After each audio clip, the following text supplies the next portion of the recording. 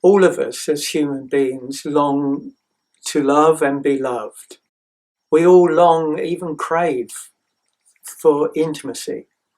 But some of us, many of us, have a strange fear of love, a fear of intimacy, which makes us hide.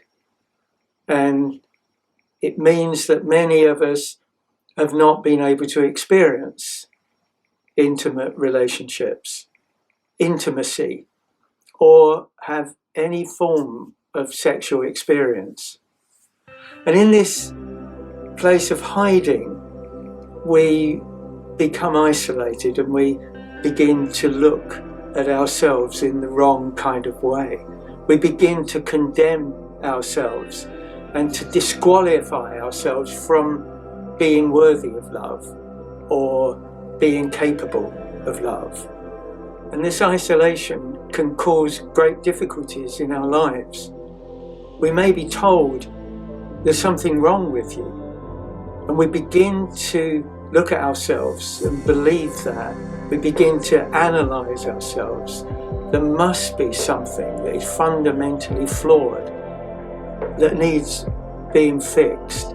We develop negative thoughts. We look in the mirror and see a negative image coming back at us. And we come to believe this, that there is something essentially wrong with me. I'm broken. In desperation, we may go to seek a prostitute, an escort, a sex worker. Well-meaning friends might take us to see a prostitute in order to lose it.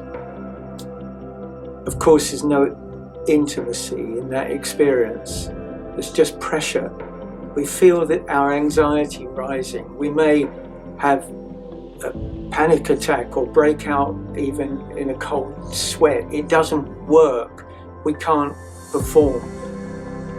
We walk away more disheartened than we were to start with. We daren't tell our friends it didn't work, but now we're not just hiding. We consign ourselves to a prison, a self-imposed prison. We hope, while we're languishing in this prison, that something might turn up, something might work. But then after a long sentence, we give up. It's hopeless, all is lost. I am consigned to this prison forever. But what if? What if there was nothing wrong with us? And what if intimacy didn't produce anxiety? It was only the wrong type of thinking about intimacy that produced anxiety. What if intimacy actually reduces anxiety? That we should run towards intimacy, not run away from intimacy.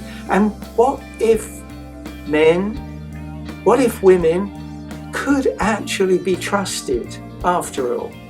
And in this place, for some, something stirs within, and we rise up from the floor of our prison. We rise up above the crowd and become determined to make a change.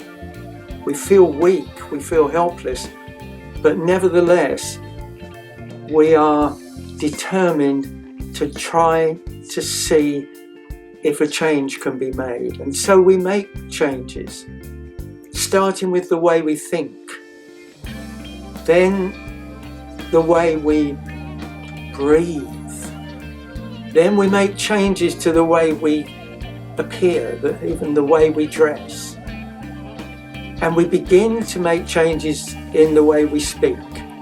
We look at ourselves in the mirror and we say, there is nothing wrong with you. We may not feel we believe it, but we begin to say it.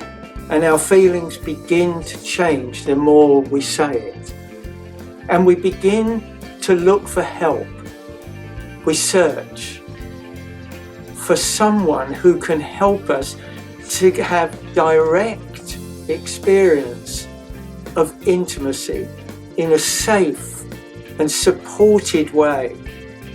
And we begin to realize that there are others who have gone before us, others who have escaped from the same type of prison as we ourselves were in, and who found their way to happiness, found their way to freedom. People of all ages, of all circumstances, of all backgrounds. And we dare to test the door on our prison. And we discover that there was no lock on the door. There never has been any lock on the door. And there's no prison warden there to guard it. And that we can walk free.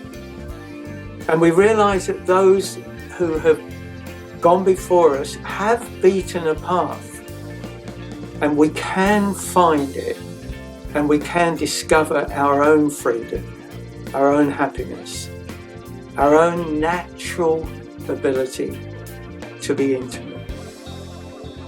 For those who have discovered it, realize that love is not simply outside them, but love is within. It's actually who we really are. I hope you found this video helpful. Feel free to subscribe to my channel and share this video with others. You never really know who might need help.